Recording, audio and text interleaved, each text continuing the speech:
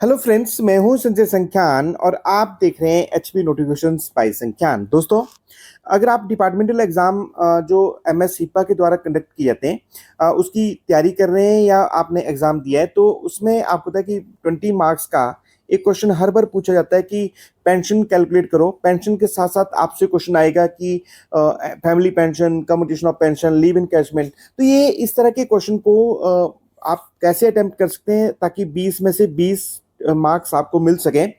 चलिए थोड़ा सा इसको हम ओवरव्यू कर लेते हैं। देखिए, सबसे पहले तो चूंकि ये जो एग्जाम होता है ये होता है विद बुक। तो विद बुक में केवल आपसे एक्सपेक्ट किया जाता है कि आप जो रूल नंबर है ना इसका, वो रूल नंबर मेंशन करें। तो देखो, जो सीसीएस पेंशन रूल 1972 है ना, उसका रूल नंबर 49 में ये बताया गया है कि पेंशन क्या होती है, पेंशन का अमाउंट क्या है, कैसे कितनी क्वालिफाइंग सर्विस के बाद जो मिनिमम या मैक्सिमम जो फैमिली पेंशन या पेंशन मिलती है। रूल 54 में बताया गया कि फैमिली पेंशन क्या है, क्या क्या इसको क्राइटेरिया है, कितने परसेंट जो फैमिली पेंशन मिलती है।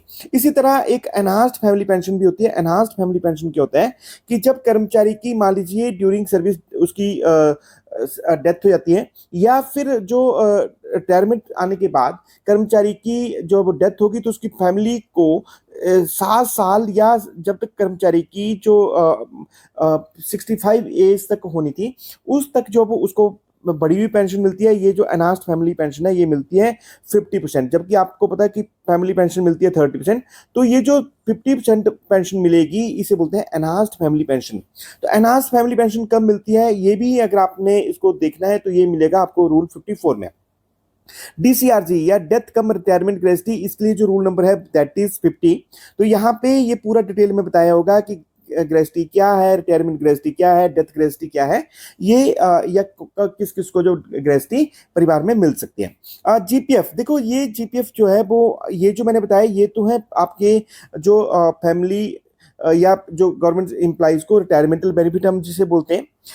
रिटायरमेंट के साथ साथ कर्मचारी को मिलता है जीपीएफ। जो उस कर्मचारी ने कंट्रीब्यूशन किया होता है जीपीएफ में, उसकी जो फाइनल विड्रॉल है वो भी कर्मचारी को मिलती है। उसे पढ़ने के लिए आपको सीसीएस पेंशन रूल ना पढ़ के आपको पढ़ने पड़ेंगे सीसीएस जीपीएफ रूल 1960।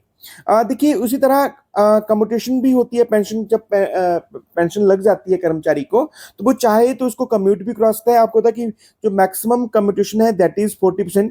हालांकि स्टेट गवर्नमेंट जो हिमाचल प्रदेश की है वो इसके ऊपर डिस्कशन चली है कि क्या इसको कंटिन्यू करना है कम्यूटेशन को या बंद कर देना है। तो देखिए, कम्यूटेशन क्या है कि कर्मचारी जब उसकी रिटायरमेंट होती है, तो क्योंकि सरकारी कर्मचारी के पास पैसे की कमी होती है, तो रिटायरमेंट पे उसकी लाइबिलिटीज जैसे बच्चों की शादी है, मकान बनाना है, तो वो क्या करता है, जो भी उसकी पेंशन है ना, उसको जो वो 8.5 साल लगभग इतने साल पीरियड की जो वो कम्यूट करा के ये जो एक किस्म से जो पेंशन एडवांस में लेते हैं, जो उसको कर्मचारी को 15 साल में वापस करनी पड़ती है। तो ये कम्यूटेशन क्या है, अगर इसको पढ़ना है आपने, तो उसके लिए पेंशन रूल के साथ ही पेंशन बुक में ही आपको मिलेगा कम्यूटेशन ऑफ पेंशन रूल 1981। ये जो है यहाँ पे आपको पता चल जाएगा कि पेंशन को कैसे कम्यूट किया जा सकता है। देखिए, ये जितने भी पेंशन हुई या फैमिली पेंशन हुई या जो पेंशनरी बेनिफिट है जैसे डीसीआरसी वगैरह है या जीपीएफ है या कम्यूटेशन है, ये सारे के सारे जो है वो अपने लेवल पे सैंक्शन नहीं निकलती। इसके केस जो है वो एजी ऑप्स को भेजने पड़ते हैं, एजी से इसकी सैंक्शन आती है। अब दूसरे इसी के साथ कर्मचारी को रिटायरमेंट पे क्या मिलता है, वो मिलता है जीआईएस। जीआईएस क्या है कि आपको पता है कि कर्मचारी का हर महीने जो है वो एक कंट्रीब्यूशन करता है, जिसे हम ग्रुप इंश्योरेंस स्कीम बोलते हैं। ये मैक्सिमम देखो, मिनिमम तो 1 यूनिट है 15 रुपीज की, और जो मैक्सिमम ये है 8 यूनिट रहती है, मीन्स 120 रुपया पर मंथ मैक्सिमम करता है। अगर आप इसको ज्यादा डिटेल में देखना चाहते हैं, मैं वीडियो बना चुका हूँ, उसको आपने लिखना है जीआईएस रूल बाई संख्यान करके, तो ये डिटेल में मिल जाएगी। बट अगर आपने इसको पढ़ना है कि कौन से रूल में होती है, तो आपको पढ़ने पड़ेंगे जीआईएस रूल 1984 है, वहां से आप इसको डिटेल में पढ़ सकते हैं। इसके साथ साथ तो देखिए, रिटायरमेंट जो भी पेंशन का केस आता है, साथ में आपको पूछा जाएगा कि लीव इनकैशमेंट क्या है। तो देखो लीव इनकैशमेंट के लिए आपको जो है वो सीसीएस स्पेंसर रूल में ये कहीं नहीं मिलेगा। इसके लिए आपको पढ़ने पड़ेंगे सीसीएस लीव रूल 1972 जो रूल है उसमें रूल 39 है, वहां पे बताया गया है कि लीव इनकैशमेंट क्या होती है। ये क्या है इसको मैं थोड़ा सा जब क्वेश्चन करेंगे तब मैं आपको डिटेल में बता दूंगा। देखिए जो पहले वाले थे उसकी तो सैंक्शन आपको होता था कि आपको एजी ऑप्शन में भेजनी पड़ रही थी, बट ये जो जीआईएस है या लीव इनकैशमेंट है इसके जो सैंक्शन है वो डीडीओ अपने आप निकाल सकते हैं। इसके केस जो है वो एजी ऑप्शन में भेजने की जरूरत नहीं है। अब आपको होता है कि जब भी पेंशन से रिलेटेड क्वेश्चन है तो वहां पे हो सकता है उन्होंने जानबूझ के लिखा हो कि कर्मचारी की 5 साल ही सर्विस हुई है, तो आपको पता होना चाहिए कि पेंशन कब मिलती है। तो मिनिमम जो क्वालिफाइंग सर्विस वो पीरियड होता है जिसको हम ये मानते हैं कि ये क्वालिफाई हो रहा है पीरियड किसके लिए, पेंशन के लिए। तो मिनिमम कितनी साल चाहिए, तो कम से कम 10 साल की सर्विस होनी चाहिए कर्मचारी की, तभी कर्मचारी को पेंशन मिल पाएगी। अब आपका क्वेश्चन ये होता है कि मान लीजिए एक कोई टीचर लगा बैच वाइज और वो लगा मान लीजिए 50 ईयर में, ओके। अब 50 आपको पता है कि कॉन्ट्रेक्चुअल पॉलिसी में 2 साल बाद उसको रेगुलर कर देते, तो मीन्स 52 में रेगुलर हो गए कर्मचारी। अब और 58 में हो गया रिटायर, ओके, रेगुलर और ये रिटायर हो गया। तो अब चूंकि इसने सर्विस कितनी करी, सिर्फ 6 ईयर सर्विस करी, तो अब चाहे ये कर्मचारी जो है रेगुलर कर्मचारी भी है तब भी कर्मचारी को जो है वो पेंशन नहीं लगेगी। ये कहाँ लिखा हुआ है, ये मिलेगा आपको रूल 49 में। तो अब देखिए इसमें एक चीज ये है कि मान लीजिए 10 ईयर, क्या पूरे 10 ईयर ही चाहिए कि या थोड़ा बहुत पीरियड कम हो तब भी हो सकता है। तो इसमें इसी रूल में बताया गया रूल 49 का जो 3 है कि भाई अगर 9 साल और 9 महीने भी अगर हो रहे हैं तो उसको हम राउंड ऑफ कर देंगे कितना, 10 ईयर में। तो इसका मतलब ये हो कि कर्मचारी ने अगर रेगुलर सर्विस करी है 9 साल 9 महीने, तब भी उसको पेंशन जो है वो लग सकती है। अच्छा एक चीज आपने देखी होगी कि पहले जो एक कोर्ट केस हो रहे थे और जो कॉन्ट्रेक्चुअल पीरियड है उसको क्या कर रहे थे कि उसको क्वालिफाई सर्विस मान रहे थे। बट आपको पता है कि ये जो एक एम्प्लॉइज एक्ट बना है 2025 में, इसमें इन्होंने क्लियरली बता दिया है, जो फरवरी 2025 में बना उसमें क्लियरली बोल दिया कि ये जो कॉन्ट्रेक्चुअल पीरियड है इसको एज ए क्वालिफाइंग सर्विस नहीं माना जाएगा। क्वालिफाइंग सर्विस कब होगा, जिस दिन से कर्मचारी रेगुलर होगा उस पीरियड के बाद के पीरियड को ही क्वालिफाइंग सर्विस बोलेंगे।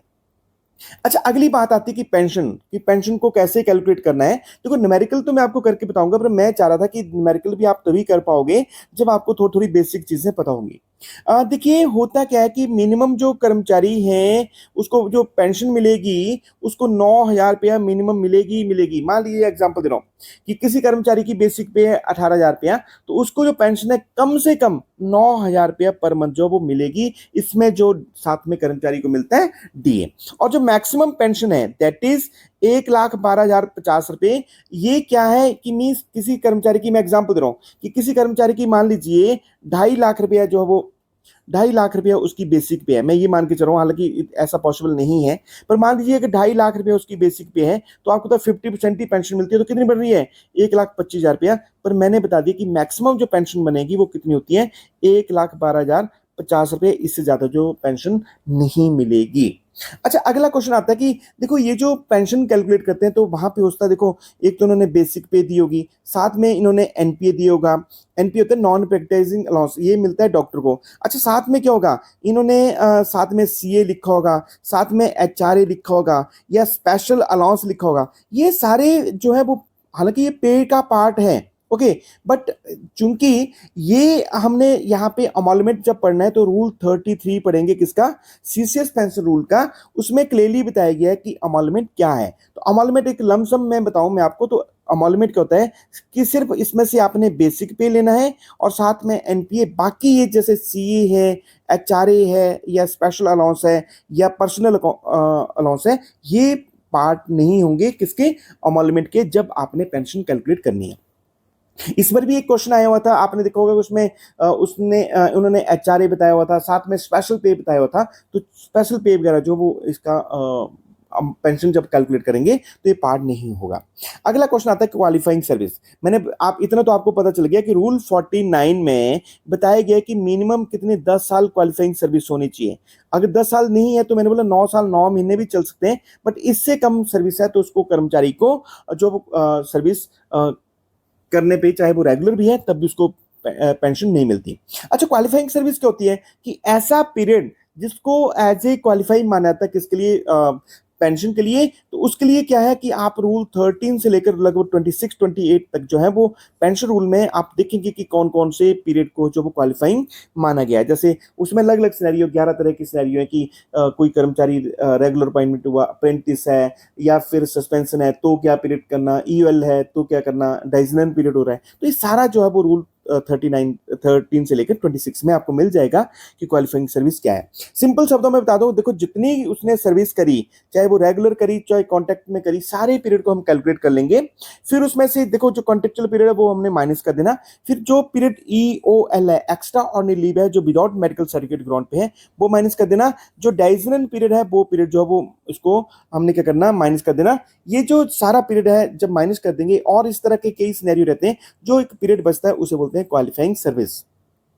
अच्छा, ये था अभी 2025 में जो डिपार्टमेंटल एग्जाम जो हिपा के द्वारा कंडक्ट किया गया, जिसमें फाइनेंशियल एडमिनिस्ट्रेशन का जो पेपर था, उसमें 20 नंबर का एक क्वेश्चन आया था कि calculate retirement benefit that is, क्या क्या रिटायरमेंट बेनिफिट में क्या क्या पूछा गया इन्होंने।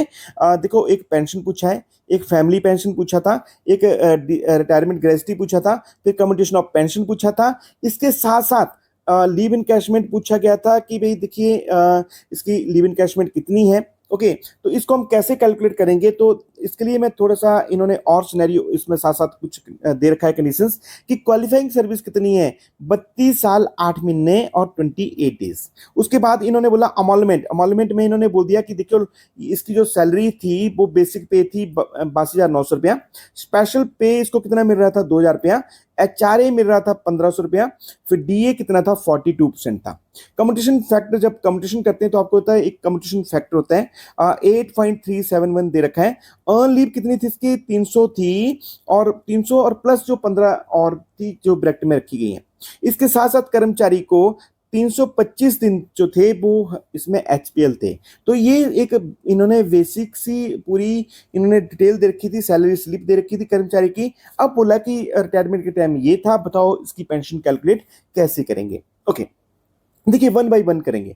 पेंशन के लिए एक फॉर्मूला है, उसको हम देख लेंगे। फैमिली पेंशन के लिए भी एक फॉर्मूला है, उसको भी हम देख लेंगे। रिटायरमेंट ग्रेजुटी के लिए फॉर्मूला है, उसमें कैलकुलेट कर देंगे। कम्यूटेशन के लिए भी फॉर्मूला है। ये तो देखो पांचों हैं फॉर्मूले, बट इसमें मेन चीज क्या है, क्वालिफाइंग सर्विस। देखो क्वालिफाइंग सर्विस के लिए क्या होता है कि हमें इसमें क्या होता है कि इन्होंने जानबूझ के ना एक कंप्लीट ईयर नहीं दिए हैं। तो आपको तक क्वालिफाइंग सर्विस को हम करते हैं कन्वर्ट हाफ ईयर में। Okay, half year means 6 month का हाफ ईयर होता है। तो 32 के अगर हमने हाफ ईयर बनाने, कितने बन गए, 64 हाफ ईयर।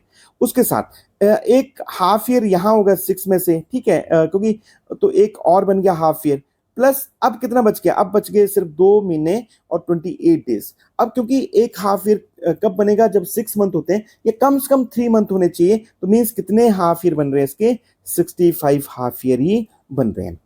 अब दूसरी बात आती है अमॉलमेंट में।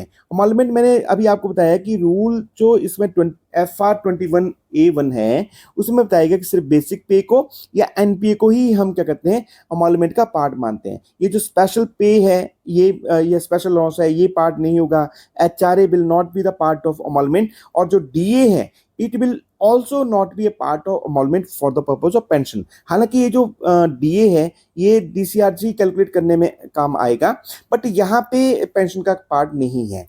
और देखिए ये जो हाफ पे लीव है, ये इसकी एनकैशमेंट, हालांकि आपने जब रूल पढ़ेंगे रूल 39, तो उसमें इसको भी एनकैश कर लिया जाता है जब कर्मचारी का अगर शॉर्टफॉल होता है 300 छुट्टियों से कम है। बट हिमाचल प्रदेश में HPL को क्रेडिट नहीं किया जाता, इसकी एनकैशमेंट नहीं होगी।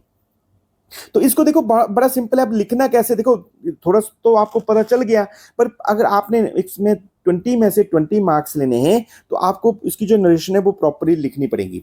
तो देखो पहला था कि पेंशन कैलकुलेट करो, तो पेंशन के लिए आपको ये पहले फॉर्मूला लिखना पड़ेगा। ये रूल 49 में एक इसका फॉर्मूला दिया हुआ है कि 50% ऑफ अमॉलमेंट या average emolument of last 10 months which average beneficial to the employ. तो पहले तो आपको ये फॉर्मूला लिखना पड़ेगा, और फॉर्मूला लिखने के बाद अब थोड़ा सा मैं ओवरव्यू कर देता हूं। देखो इसमें इन्होंने बोला है कि अमॉलमेंट की बात कर रहे हैं ना यहाँ पे कि 50% ऑफ अमॉलमेंट या एवरेज अमॉलमेंट, जो इसमें विच एवर इज बेनिफिशियल, तो अमॉलमेंट कहाँ डिफाइन किया गया है, rule 33 of the CCS pension rule 1972 है।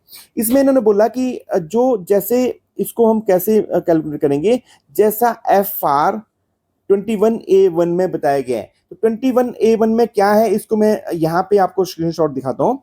तो इसमें इन्होंने क्लियरली बता दिया कि अमॉलमेंट क्या है। अमॉलमेंट को उन्होंने बोल दिया कि जो एफ आर बाई 1A1 में, देखो ये है एफ आर में फंडामेंटल रूल का जो रूल 21 है, इसमें क्या है कि ए और 1 सिर्फ यही इसी को इन्होंने बोला है पार्ट होगा, ये जो बाकी 2 है और 3 है ये पार्ट नहीं होंगे। तो इसमें क्या लिखा है, पे मीन्स बेसिक पे, पे means the pay other than special पे, इसका मतलब स्पेशल पे नहीं है, या पे granted in of personal qualifying पे, पर्सनल पे, या जो बाकी कोई भी पे नहीं आएगी, जो सिर्फ इसकी बेसिक पे है वो ही पे जो है वो अमॉलमेंट का पार्ट होगी। इसके बाद एक और अमेंडमेंट हुई थी कि जो एनपीए है, जो डॉक्टरों को नॉन प्रैक्टिसिंग अलाउंस मिलता है, that will also be part of emolument. तो देखो इसको कैसे करेंगे, जो देखो पहला इन्होंने पूछा था कि भाई बताओ कर्मचारी को पेंशन क्या होगी, तो आपने देखा कि इसकी जो यहाँ पे जो पेंशन थी, पेंशन के लिए इन्होंने जो कैलकुलेशन के लिए अमॉलमेंट दिया था, उसमें कोई सीए भी दे रखा था, एचआरए भी दे रखा था, स्पेशल पे भी दे रखा था, बट हमने देखना कि इसकी बेसिक पे कितनी है, वो थी 82,900 रुपया। तो उसका 50% क्या होता है, 50% मीन्स इसका 1/2 कर देंगे, तो 41,450 रुपये जो है ना, इसका जो है वो पेंशन आ जाती है। अच्छा कई बार क्या होगा कि मान लीजिए 41,450, ओके 41,450 रुपये और 25 पैसे आते हैं, तो क्या करना, तो उसको नेक्स्ट हायर में इसको राउंड ऑफ करना है, नेक्स्ट हायर में, तो फिर पेंशन कितनी बननी थी, 451 रुपये। ओके, तो ये और साथ में रुपीज जरूर लिखें अगर आपने इसको पूरे के पूरे मार्क्स लेने।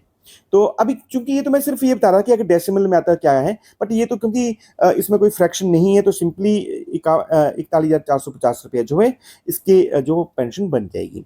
अब दूसरा देखते हैं फैमिली पेंशन। देखो फैमिली पेंशन कब मिलती है, अगर कर्मचारी की ड्यूरिंग सर्विस डेथ हो जाती है, या कर्मचारी रिटायर आ गया था और उसकी हो गई है रिटायरमेंट आने के बाद क्या है कि जब वो पेंशन ले रहा था उसके बाद उसकी डेथ होती है, तो फैमिली को मिलती है फैमिली पेंशन। ये कितनी होती है, इसका जो फॉर्मूला है मैंने बताया था, ये है रूल मैंने बताया था 54 में।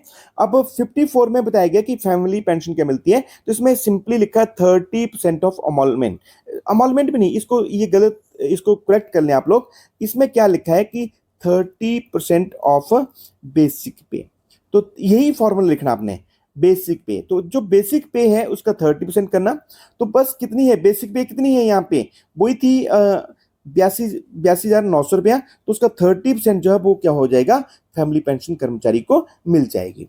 तो मीन्स कितना, 24,870 रुपया। फिर यहाँ पे फिर मैं बता रहा हूँ, अगर डेसिमल में या फ्रैक्शन में होता तो इसको नेक्स्ट हायर रुपीज में हमने कन्वर्ट कर देना था। तो अब तीसरा आता है हमारा एनहांस्ड फैमिली पेंशन। हालांकि इन्होंने पूछा नहीं, इन्होंने सिर्फ फैमिली पेंशन ही लिखा था कि फैमिली पेंशन ही कैलकुलेट करो, पर हम इसमें चाहे तो एक एनहांस्ड फैमिली पेंशन भी दे सकते हैं। देखो एनहांस्ड फैमिली पेंशन देने के सिर्फ 2 सिनेरियो हैं, कि अगर कर्मचारी की डेथ हो जाती है ड्यूरिंग सर्विस, अभी सर्विस में ही था और अभी उसकी सर्विस में डेथ होगी, तो कम से कम उसकी जो क्वालिफाइंग सर्विस है ना वो 7 साल होनी चाहिए, ये ना। तो फिर क्या होता है कि परिवार को जिस दिन उस कर्मचारी की डेथ हुई उसके 10 साल तक जो एनहांस्ड फैमिली पेंशन मीन्स 50% जो पेंशन मिलेगी, 30% ना करके 50% मिलेगी। अगर दूसरा सिनेरियो होता है कि कर्मचारी मान लीजिए रिटायर आ गया था, ओके, रिटायरमेंट के बाद उसकी अगर डेथ हो जाती है, तो फिर हमने देखना कि 7 साल या फिर जितनी उम्र कितनी है इसकी, 65 ईयर, अगर उसकी, क्योंकि ये 67 जो है तो सेंट्रल वालों के लिए, स्टेट वालों में देखना कि अगर कर्मचारी की जब तक उसने 65 ईयर के हो जाना था तब तक उसके परिवार को क्या होगा, 50% ही फैमिली पेंशन मिलेगी, ना कि 30%। ओके, तो आई थिंक ये क्लियर हो गया कि एनहांस्ड फैमिली पेंशन क्या होती है। देखिए एनहांस्ड फैमिली पेंशन के लिए फिर वही फॉर्मूला 50% ऑफ द बेसिक पे, तो कितनी 82,900 रुपये इसकी बेसिक पे थी। मैंने बोला स्पेशल पे वगैरह कोई पार्ट नहीं होंगे अमॉलमेंट के, सिर्फ एनपीए होता तो ही होना था, बाकी कुछ नहीं था। तो मीन्स अब क्या है, 82,900 का 50% कितना बन गया, 41,450 रुपया, ये बन जाएगी इसकी एनहांस्ड फैमिली पेंशन। ओके। इसमें एक अच्छा अगली बात आती है कि क्या कर्मचारी को पेंशन के साथ क्या डीए भी मिलता है? हाँ भी डीए मिलता है, तो उसे डीए ना बोल के उसको हम बोलते हैं डियरनेस लीव। तो इसके ऊपर डियरनेस लीव भी मिल जाएगा। अच्छा, ये अनाथ फैमिली पेंशन कब मिलेगी? अगर कर्मचारी की, मैंने बोला कि अगर ड्यूरिंग सर्विस डेथ होगी तो फिर परिवार को मिलेगी अप टू 10 ईयर पे, पर कम से कम इसने कर्मचारी ने 7 साल सर्विस की होनी चाहिए। और दूसरा, अगर मान लीजिए कर्मचारी आ गया था रिटायर, और रिटायरमेंट के इमिडिएटली बाद या अप टू 7 ईयर कर्मचारी की डेथ हो जाती है, तो भी परिवार को क्या होता है, जब तक उसकी 65 ईयर उम्र होनी थी तब तक परिवार को एनहांस्ड फैमिली पेंशन मिलती है, जो कि होती है 50%। अच्छा, अगला क्वेश्चन आपका होता है कि मान लो उसको एनहांस्ड फैमिली पेंशन मिल रही है 65 साल तक, जब उसने होना था रिटायरी ने। उसके बाद क्या होगा? उसके बाद उसको नॉर्मल पेंशन मिल जाएगी। नॉर्मल फैमिली पेंशन कितनी है? 30%। तो देखिए, अगला आता है रिटायरमेंट ग्रेजुटी। ओके, इसे हम डीसीआरजी भी बोल देते हैं। डीसीआरजी, डेथ कम रिटायरमेंट ग्रेजुटी। यहाँ पे डेथ ग्रेजुटी नहीं पूछा है इन्होंने, सिर्फ रिटायरमेंट ग्रेजुटी पूछा है। तो इसको थोड़ा सा हम देखते हैं। रिटायरमेंट ग्रेजुटी के लिए मैंने बोला रूल 50 आपको पढ़ना पड़ेगा। ओके, रूल 50 में क्या लिखा है कि a government servant who has completed 5 year qualifying service and have become eligible for service gratuity or pension under Rule 49 shall on his retirement be granted retirement gratuity equal to, ये है formula, equal to 1/4 of his emolument for each completed 6 monthly period of qualifying service subject to maximum कितना है उसको 16.5 time of emolument मिलेंगे। देखो simple शब्दों में बताऊं कि देखो, कम से कम अगर किसी कर्मचारी की रेगुलर सर्विस कितनी या क्वालिफाइंग सर्विस कितनी होनी चाहिए? 5 ईयर। अगर मान लीजिए किसी कर्मचारी ने 4.5 ही साल रेगुलर हो रहे, तो जैसे पिछला मैंने एग्जांपल दिया था कि उसके 4 साल ही रेगुलर हो रहे थे, तो भी उसको डेथ रिटायरमेंट ग्रेजुटी नहीं मिलेगी, क्योंकि रिटायरमेंट ग्रेजुटी के लिए कम से कम 5 साल होने जरूरी है। अच्छा, कितना मिलता है? तो इसके लिए सिंपली फॉर्मूला है 1/4। उसका देखते हैं बेसिक पे। बेसिक पे में सिर्फ मैं ये बोलूँ कि सिर्फ बेसिक पे आएगी और एनपी आएगा, बाकी कुछ नहीं आएगा। जैसे स्पेशल पे वगैरह है या HRA, that will not B part of emolument। तो मींस बेसिक पे प्लस डीए। ओके, और साथ में क्या करेंगे, हमने देखना है इसकी क्वालिफाइंग सर्विस कितनी है, उसको हाफ ईयर में कन्वर्ट करेंगे, तो हाफ ईयर को हम मल्टीप्लाई कर देंगे। तो सिंपल सा फॉर्मूला है। अच्छा, अब एक चीज होती है कि हाफ ईयर कितने लेने हो सकता है। कर्मचारी ने 38 ईयर सर्विस करी है, तो भाई इसमें एक रेस्ट्रिक्शंस है लगी हुई कि सिर्फ 33 ईयर की मैक्सिमम क्वालिफाइंग सर्विस ही हमने लेनी है। तो अब जैसे कर्मचारी ने चाहे 38 ईयर क्वालिफाइंग सर्विस भी है, तब भी हमने ये मानना कि इसने कितने 33 साल ही सर्विस करी है, और 33 साल के जो हाफ ईयर बनते हैं वो बनते हैं 66 ईयर। तो मैक्सिमम जो हाफ ईयर बनेंगे वो 66 ईयर के ही इसको जो है वो रिटायरमेंट ग्रेजुटी मिलेगी। अब रिटायरमेंट ग्रेजुटी के लिए मैंने बता दिया मिनिमम 5 साल सर्विस। ओके, होता क्या है कि फॉर्मूला मैंने बता दिया 1/4 of emolument of each completed 6 monthly period of the qualifying service। तो मैक्सिमम कितनी मिलेगी? देखिए कितना मैंने बोला emolument। ओके, और इसको क्या करते हैं 1/4, और कितने मैक्सिमम कितना मिलना है 66 हाफ ईयर। तो इसको जब डिवाइड करेंगे तो कितना होता है 16.5। तो इसका मतलब जो emolument है उसको कितना 16.5 ही मैक्सिमम इसको मिल सकता है। अच्छा, अब मान लीजिए कैलकुलेशन करिए और वो बन गई 25 लाख रुपया। ओके, अब 25 लाख मिल गई, तो क्या 25 लाख ग्रेजुटी मिलेगी कर्मचारी को? नहीं, हिमाचल प्रदेश में जो मैक्सिमम ग्रेजुटी है वो मिलती है 20 लाख। कितना? 20 लाख। हालांकि सेंटर की अगर आप रूल बुक पढ़ें तो वहां पे 25 लाख कर दिए है maximum gratuity, but Himachal Pradesh में चाहे 25 लाख 36 लाख, डॉक्टर वगैरह इनकी बड़े अच्छे स्केल हैं, तो इनकी बहुत ज्यादा ग्रेजुटी बनती है, फिर भी इनको जो हमने रिस्ट्रिक्ट करना है वो करना है 20 लाख पे। तो मैंने बोला emolument में बेसिक पे, एनपीए और जो डीए है वो ही लेंगे, बाकी कुछ भी जो है वो पार्ट emolument का नहीं होगा। चलिए अब देखते हैं कि उसी क्वेश्चन में कैसे इसको हमने जो था वो कैलकुलेट करना था। तो जब emolument तो मैंने बता दिया कि कैसे कैलकुलेट करना, वो तो हो गया कि बेसिक पे प्लस डीए। ओके, और हाफ ईयरली हमने कैलकुलेट कर देने थे, उसको डिवाइड बाई 4 कर देना था। बट जो पेपर में आपको फॉर्मूला तो ऐसे लिखना पड़ेगा। Okay, 1/4 of emolument into number of half yearly. तो ये क्या बनता है? देखो, लास्ट बेसिक पे लेंगे हम, डीए ले लेंगे, और ये दोनों को ब्रैकेट में करके और मल्टीप्लाई कर देंगे हाफ ईयर से डिवाइडेड बाई 4। तो हम देखेंगे मैक्सिमम मैंने बता दिया 20 लाख, और जो मैक्सिमम जो हाफ ईयर लेंगे 33 ईयर। तो इसको कैसे करेंगे? देखो, ये क्वेश्चन जो था, अब यहाँ पे कर्मचारी की जो बेसिक पे कितनी थी 82,900 रुपया, ₹82,900 ले लिया, साथ में इसका 42% हमने डीए कैलकुलेट कर दिया। ओके, कैलकुलेशन देख लेना, छोटी मोटी गलती अगर होती है तो उसको आपने इग्नोर करना, आपने सिर्फ इसको कंसेप्ट को समझना क्या है। ये हमने ली बेसिक पे, प्लस इसका 42% हमने ले लिया डीए, और इसको ब्रैकेट में करके मल्टीप्लाई। अब हमने देखना हाँ इसके क्वालिफाइंग सर्विस कितने हैं। इसने देखो कितनी है, 33 साल कंप्लीट नहीं करे, मैक्सिमम 33 साल की मिलनी थी ना इसको, तो कितने हैं पहले तो हमने देखना है 32 के कितने हाफ ईयर बन गए 64।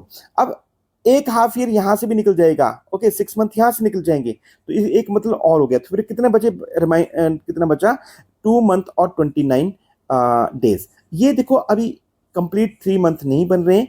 ओके, तो इसका मतलब हमने सिर्फ इसके जो हाफ ईयर बने ना वो बने 65, तो 65 से हमने इसको मल्टीप्लाई कर देना।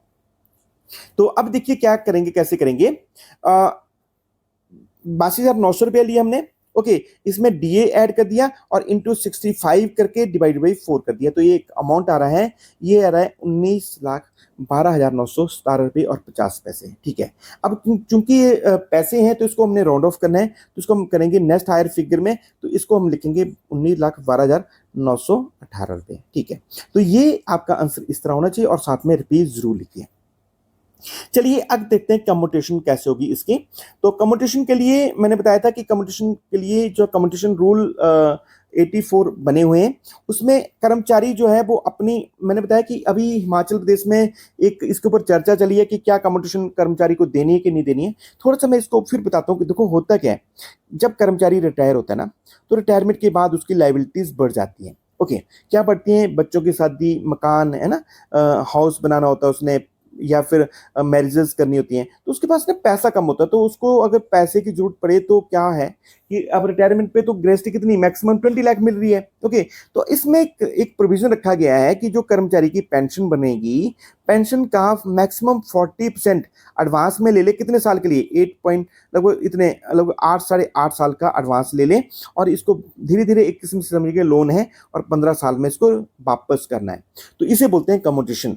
तो कम्यूटेशन को कैसे कैलकुलेट करते हैं, देखो पहले तो मैं बता दूं इसका रूल क्या है कि ये है ऑप्शनल, ये जरूरी नहीं है। कर्मचारी को लग रहा है रिटायरमेंट के बाद कम्यूटेशन करानी तो कराए, अगर उसको लग रहा है कम्यूटेशन की जरूरत नहीं है तो ना करवाए, क्योंकि ये तो लोन ही है एक किस्म से। दूसरा, मैक्सिमम कम्यूटेशन कितनी है, मैक्सिमम है 40%। तो आपका क्वेश्चन होगा कि क्या मेरे को अगर 20% ले सकता हूँ, या मैं 15% ले सकता हूँ, या मैं 10% ले सकता हूँ, क्यों नहीं ले सकते। मैक्सिमम 40% से एक्सीड नहीं होना चाहिए, आप चाहे तो 40% तक कुछ भी पैसा ले सकते हैं। अच्छा, अभी क्वेश्चन आपका ये भी होता है कि मान लीजिए पहले मैंने लिया 20%, क्या मैं बाद में 20% और ले सकता हूँ, हाँ क्यों नहीं ले सकते हैं, क्योंकि मैक्सिमम जो है ना, आप इसको 1 से 2-3 स्पेलों में भी ले सकते हैं, कोई दिक्कत नहीं है, बट ये कि maximum it should not exceed कितना 40%।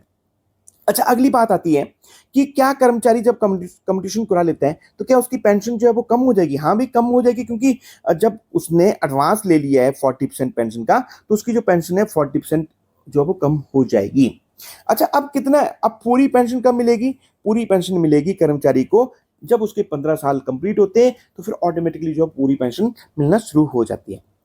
कैसे करेंगे, देखिए इसके लिए एक फॉर्मूला है, 40% ऑफ पेंशन इंटू 12 इंटू 8.371। ये क्या है, ये कम्यूटेशन फैक्टर है, ये केवल टेबल में दिया होता है या नहीं है तो आपको याद रखना पड़ेगा। ये क्या होता है, ये डिपेंड करता है कर्मचारी की रिटायरमेंट एज कितनी है। अगर मान लीजिए 58 में रिटायर हो रहा है, तो उसका नेक्स्ट जो उसका बर्थडे आएगा वो आता है कब, 59 में। तो 59 के सामने हमने क्या करना होता है, ये जो कम्यूटेशन फैक्टर का टेबल है उसको देखना, वहां पे you will get a figure, वो होता है 8.371। इसको कैसे करेंगे पेपर में, देखो 40% ऑफ पेंशन, ओके, पेंशन कितनी है वो तो हमने कैलकुलेट कर दी थी, फैमिली पेंशन नहीं देखनी है हमने, क्योंकि फैमिली पेंशन में कम्यूटेशन का प्रोविजन नहीं है, सिर्फ पेंशन का ही कम्यूटेशन होता है। तो 40% पेंशन कर देंगे, और इंटू 12 क्या होता है, 12 मंथ होते हैं, और 8.371 ये कम्यूटेशन फैक्टर है। तो इस तरह एक फिगर आएगा आपको गुना करके, ये 16,65,000 ₹494 जो है वो अमाउंट आता है कम्यूटेशन का। ये देखिए कर्मचारी को एक एडवांस में इकट्ठा पैसा मिल गया, कब? जब उसने कम्यूटेशन कराया। अब इसको क्या है, अब इतना तो उसने एक किस्म से एडवांस ले लिया, तो ये जो पैसा है ये प्लस इसके ऊपर इंटरेस्ट आएगा, वो कर्मचारी को वापस करना पड़ेगा। अब धीरे धीरे पेंशन से कटता रहेगा, कितना? 40% अगर इसने लिया तो 40% हर पेंशन उसकी कम होती जाएगी, कम कम कम करके ये कितने 15 सालों में कर्मचारी ने वापस करना है। तो अब देखिए, अब क्वेश्चन आपका ये भी आता है कि उन्होंने बोला कि कम्यूटेशन कितना है, फिर आपने उसमें लिखना कि कम्यूटेशन के बाद उसकी पेंशन कितनी बनेगी, पेंशन आफ्टर कम्यूटेशन। तो क्योंकि 40% पेंशन है तो 40% कितनी है? ये बन जाती है 41,450 रुपये का 40% कितना बनता है? 16,580। तो 16,580 रुपये क्या करेंगे हम, इसमें से माइनस कर देंगे, क्योंकि 41,450 तो उसकी पेंशन बन रही थी, उसमें से 16,580 उसने हर महीने कटवा दी है। तो इसको जो पेंशन मिलेगी वो मिलेगी, इसकी बेसिक पेंशन जो हम बोलेंगे 24,875 रुपये। साथ में रुपये जरूर लिखिए और कोशिश करना ये जो देखो, अब पेपर जो आप करोगे तो ये बराबर बराबर जो है एक लाइन में आने चाहिए। ओके, मेरे आगे पीछे हो गए ये पीपीटी की वजह से। अभी it should be in straight line, ताकि थोड़ा देखने में अच्छा लगे। जहां जो यूनिट होती है रुपीज, पैसे जरूर लिखिए। ओके, उसके बाद आता है कि पेंशन आफ्टर कम्यूटेशन। तो अब इसको पेंशन कितनी मिलेगी, मैंने बता दिया कि देखो पेंशन तो मिलेगी 24,875 रुपये। अब आपका क्वेश्चन होगा कि 24,875 रुपये तो पेंशन मिलेगी, क्या इसको डियरनेस लीव मिलेगा कि नहीं मिलेगा? जो डीआर हम बोल रहे हैं, हाँ भी मिलेगा। किस पे मिलेगा? देखो ये तो होगी पेंशन। अब जो डियरनेस लीव है ना, ये पूरा 41,450 जो पेंशन थी उसी पे मिलेगा। 42% दिए है आजकल, तो मीन्स कितना बन गया? 41,450 का जो उसकी पेंशन थी पूरी, उस पर डियरनेस लीव मिलेगा। और पेंशन जो आपकी कम्यूटेशन के बाद रही है वो कितनी? 24,875। तो इन दोनों को जब जोड़ते हैं तो कितनी पेंशन बनेगी? 42,284 रुपये। आप बोलेंगे सर ये तो ज्यादा हो गया, यहाँ ना डीए नहीं ऐड किया था। ये हम बता रहे कि जब डियरनेस लीव साथ में मिलेगा तो कर्मचारी की पेंशन कितनी बनेगी। अगला क्वेश्चन आता है लीव इनकैशमेंट। हालांकि leave encashment is not a part of pensionary benefit, but ये क्वेश्चन में पूछा जाता है कि लीव इनकैशमेंट क्या है। तो मैंने बताया था कि ये आपको कैलकुलेट करने के लिए देखनी पड़ेगी। जो हमारे सीसीएस लीव रूल 1979 है, 1972 है, उसमें रूल 39 में बताया गया कि लीव इनकैशमेंट क्या होती है। अब लीव इनकैशमेंट को मैं थोड़ा सा बताता हूँ होता क्या है। कर्मचारी जब सर्विस में आता है, रेगुलर सर्विस में, तो उसके दो तरह के अकाउंट बनते हैं। एक होता है लीव का अकाउंट और एक बनता है एचपीएल का। कहाँ बनता है? ये बनता है सर्विसों के पीछे। तो वहां पे हर महीने क्या होता है कि आपको होता है कि उसका हर 6 मंथ का एडवांस में 15 दिन जो है वो लीव के हम उसके क्रेडिट कर देते हैं। और हर जो एचपीएल है वो जाते हैं 10 डेज। अब इसमें ज्यादा डिटेल में कि किसको एचपीएल मिलती है, किसको लीव मिलती है, अगर आप इसके बारे में ज्यादा डिटेल में जानना चाहते हैं तो आपने यूट्यूब पे जाके वहां पे क्लिक करना है, सर्च करना है वहां पे लीव रूल बाई संख्यान। जब आप लीव रूल बाई संख्यान देखोगे तो वहां पे आपको काफी वीडियो जो वो लीव रूल से मिल जाएंगे।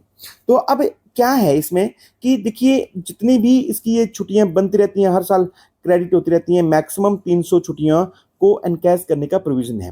मैंने बताया कि जो एचपीएल अगर मान लो लीव उसकी कम हो रही है तो रूल पड़ेंगे, तो वहां पे एचपीएल को भी शॉर्टफॉल अगर हो रहा है तो उसमें क्रेडिट करने में प्रोविजन है, बट हिमाचल प्रदेश में नहीं है। तो हिमाचल प्रदेश में कितना है? मैक्सिमम जो अर्न लीव है उन्हीं को हम एनकैश कर सकते हैं। कितनी होंगी? मैक्सिमम 300। तो इसके लिए सिंपल फॉर्मूला वही कि बेसिक पे कितनी है? वो है 82,900 रुपया। इसमें डीए लगा देंगे, डीए कितना होगा? 42%। तो इन दोनों को जोड़ के इंटू मल्टीप्लाई कर देंगे, कितनी? जो उसके खाते में अर्न लीव है, सिर्फ अर्न लीव ही लेनी, मैंने बोला एचपीएल नहीं लेंगी। तो 300 मैक्सिमम है इसमें, तो डिवाइडेड बाई 30 क्योंकि 30 डेज है। तो अब इसको जब कैलकुलेशन करेंगे तो ये अप्रोक्सीमेटली 11,70,180 रुपये बनते हैं। साथ में यूनिट जरूर लिखिए। वो हो सकता है, देखो गुना भाग में गलती हो सकती है, मैं सिर्फ आपको एक कंसेप्ट समझाना चाह रहा हूँ, बाकी ये ज़्यादा अर्थमेटिकल कैलकुलेशन पे ज़्यादा मत चाहिए। ओके, पर आपने जो पेपर में है वो पूरा ठीक लिखना है, क्योंकि आपको मार्क्स तभी मिलेंगे जब आपकी कैलकुलेशन ठीक होगी। अगला आता है जीपीएफ। अब जीपीएफ से रिलेटेड भी कि जीपीएफ को कैसे विड्रॉ किया जाता है, रूल 31 है, बट वो यहाँ पे क्वेश्चन में नहीं पूछा गया तो इस पे हम ज्यादा चर्चा नहीं करेंगे। जीएस की भी कैलकुलेशन होती है।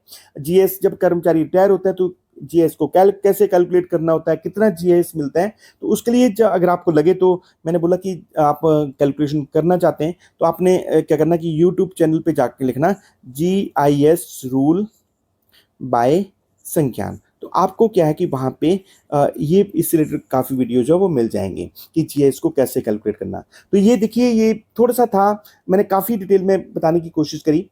20 मार्क्स जैसे जैसे मैंने बोला, अगर आप करते हैं तो 20 में से 20 मार्क्स आपके मिल जाएंगे। पास होने के लिए चाहिए सिर्फ 50 मार्क्स। तो देखो 20 नंबर तो आपके ये हो गए।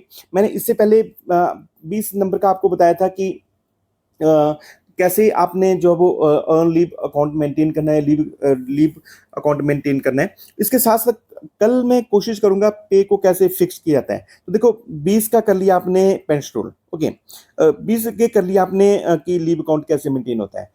20 मार्क्स का मैं आपको बताऊंगा कि पे फिक्सेशन कैसे होती है। देखो न्यूमेरिकल 3 न्यूमेरिकल ही करोगे तब भी आप इस डिपार्टमेंटल एग्जाम में पास हो जाएंगे। बट मैं सिर्फ ये नहीं चाहता हूँ कि आप पास हो, मैं चाहता हूँ कि आप अच्छे अच्छे मार्क्स लें, 80% 90% मार्क्स लें।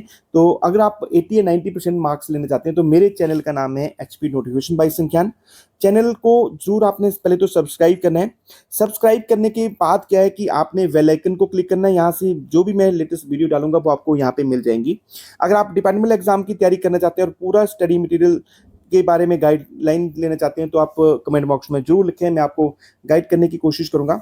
और अगर आप नए नए जुड़े हैं तो चैनल को सब्सक्राइब कर लीजिए ताकि ढेरों वीडियो आपको मिल सके। देखिए, एक अगर आप सीरियसली तैयारी कर रहे हैं तो मैं आपको एक होमवर्क दे रहा हूँ। ये क्वेश्चन है इस तरह का कि आपने पेंशनी बेनिफिट कैलकुलेट करने की, पेंशन क्या है, फैमिली पेंशन क्या है, कम्यूटेशन क्या है, कितना है ना, पेंशन ऑफ कम्यूटेशन क्या है, और आपने साथ में बताना है कि लीव इनकैशमेंट कितनी आएगी। आई एक्सपेक्ट कि आप you will try to solve this question, और ये आपको होमवर्क है।